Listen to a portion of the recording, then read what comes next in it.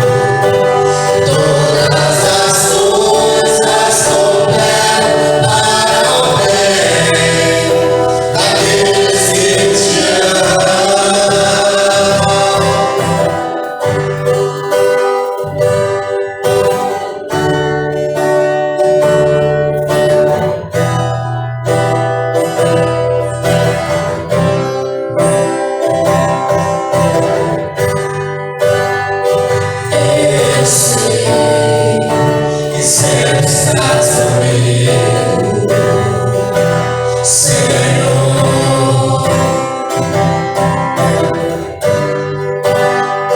Também sei que nada acontece sem a tua vontade, mas preciso aprender a confiar em ti. Mas preciso aprender a descansar em ti. Tu és meu Senhor.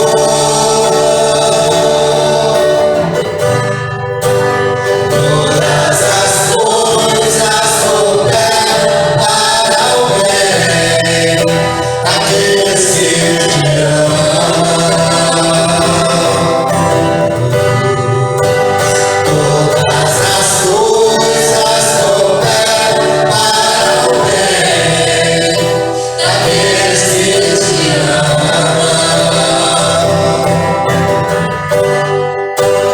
Todas as coisas cooperam para o bem daqueles que te amam.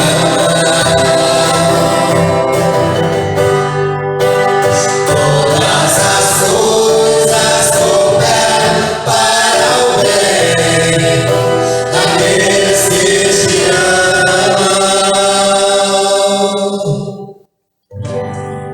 Amém. Boa noite, igreja. Graça e paz. Louvado seja o nosso Deus.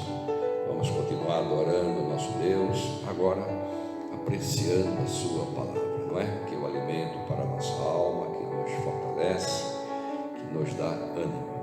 Eu quero ler para os irmãos João 16, o versículo 33, que diz assim: E estas coisas vos tenho dito, para que tenhais paz em mim. No mundo passareis por aflições, mas tende bom ânimo, eu venci o mundo. Amém? Que o Senhor nos abençoe com esse texto. Bem, irmãos, hoje nós vivemos em um mundo conflituoso. Em todas as épocas teve conflito, não é? Nós vivemos em um mundo conflituoso, sempre houve conflito em todas as épocas. E na época da igreja primitiva não foi diferente, não é? A igreja primitiva passou os seus conflitos ali da sua época.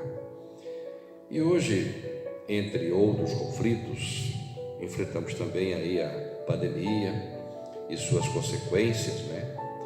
Que além da doença em si, traz desemprego, fome e outras enfermidades, como aí a depressão, né, por conta desse problema todos que estamos enfrentando. Bem, irmãos, não devemos esperar dias de ouro, né? Como, por exemplo, estive vendo alguma coisa na internet, e lá no STF tramita a proibição da Bíblia nas bibliotecas das escolas públicas. Então sabemos, irmãos, que o mundo está caminhando para o fim, não é? Então o fim está mais próximo do que nós pensamos. É claro que no tempo de Deus, não no nosso tempo, né? Quando eu digo próximo, não no nosso tempo, mas sabemos que estamos caminhando, né, para o fim.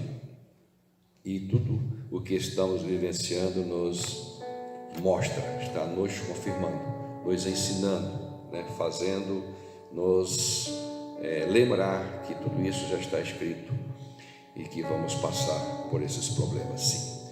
Então, diante de tudo isso, o conselho do Senhor é: tende bom ânimo, tende bom ânimo, tende bom ânimo.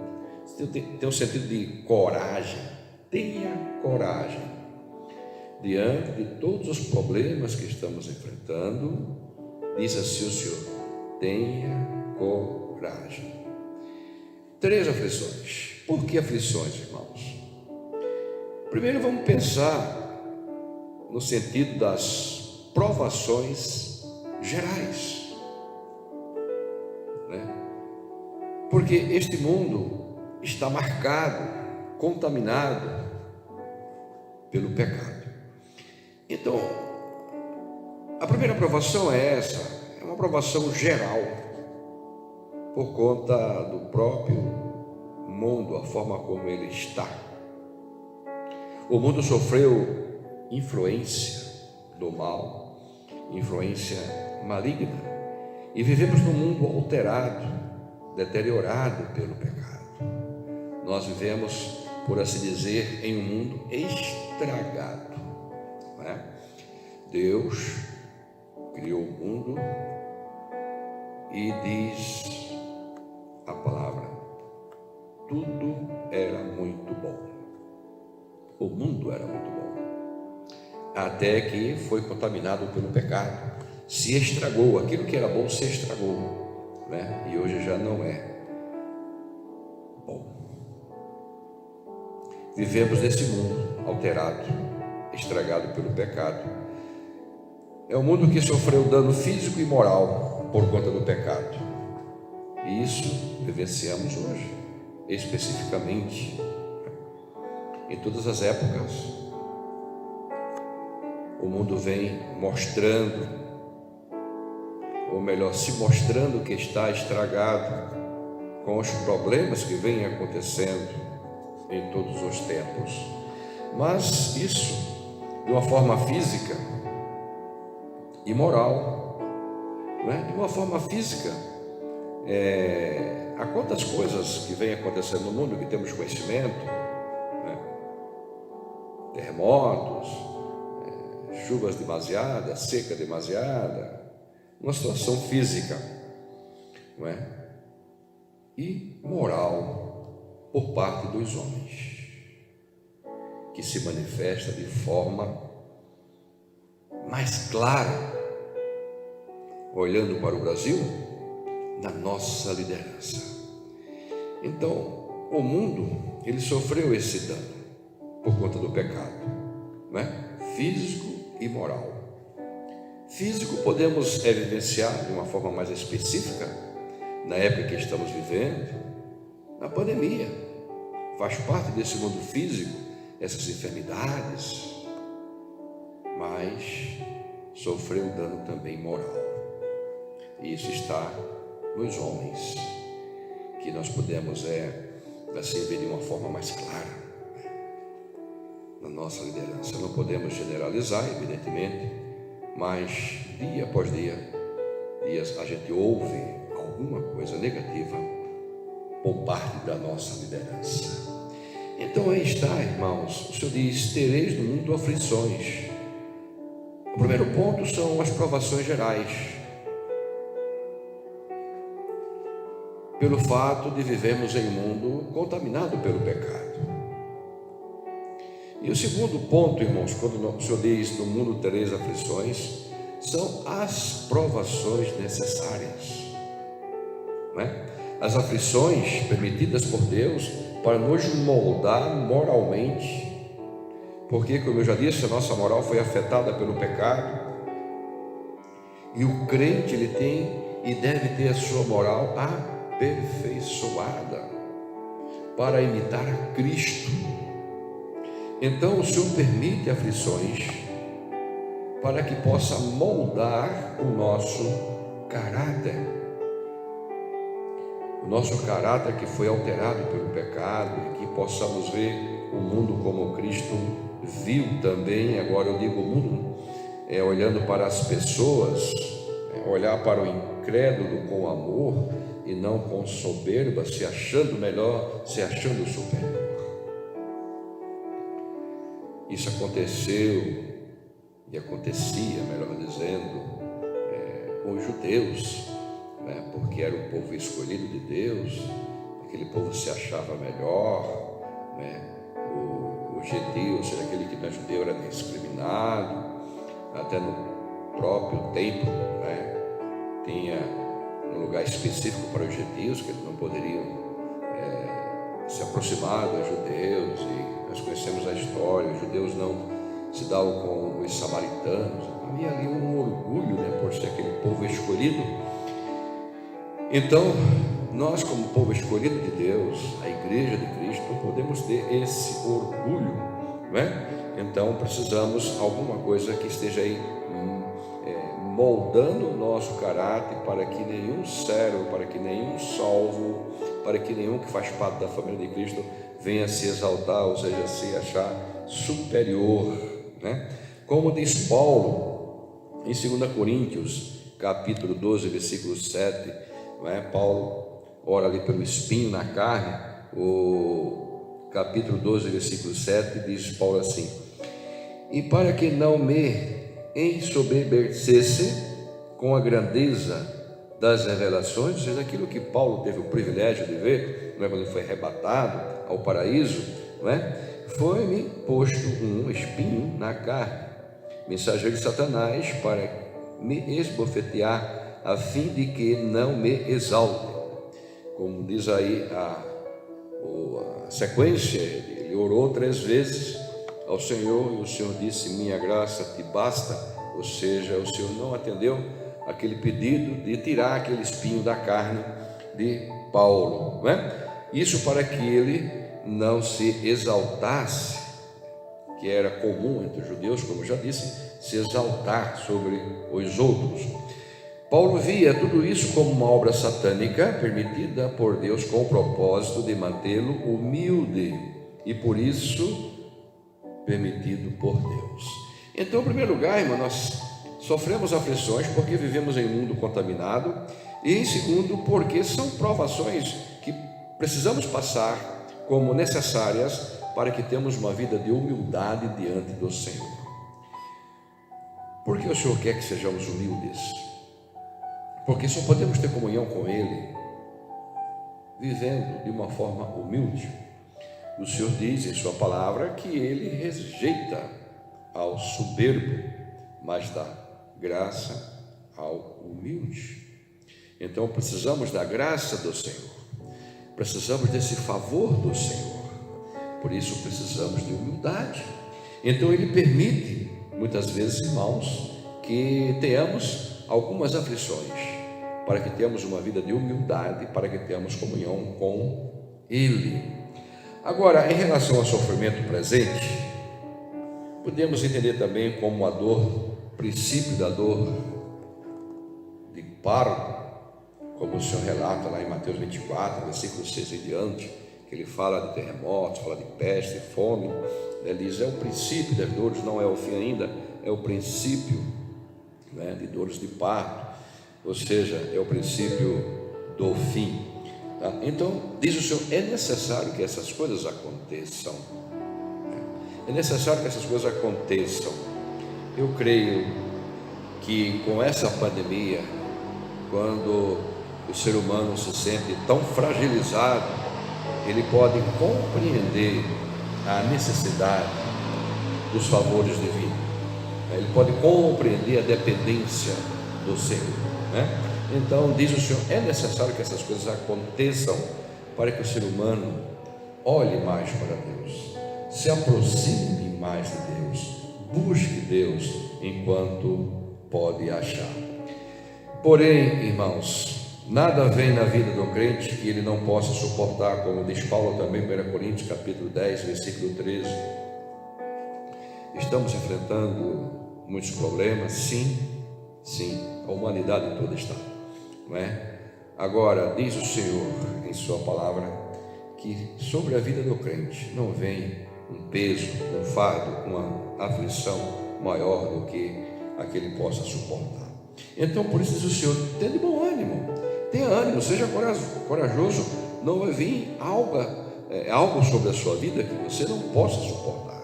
Seja corajoso, tenha coragem, não é? Então é isso que o Senhor está nos ensinando aí, quando ele diz, tenha de bom ânimo, porque no mundo tereis aflições, que elas podem ser provações gerais, por conta do mundo contaminado, e provações necessárias à nossa vida, né? Nós não temos conhecimento do nosso próprio coração, não temos conhecimento, não é, da nossa vida, mesmo porque o nosso conhecimento é muito limitado. O Senhor nos conhece, então por isso Ele permite provações, são provações necessárias, como foi no caso de Paulo, né? Era necessário que ele tivesse aquele espinho, né, sempre incomodando, para que ele não viesse se exaltar.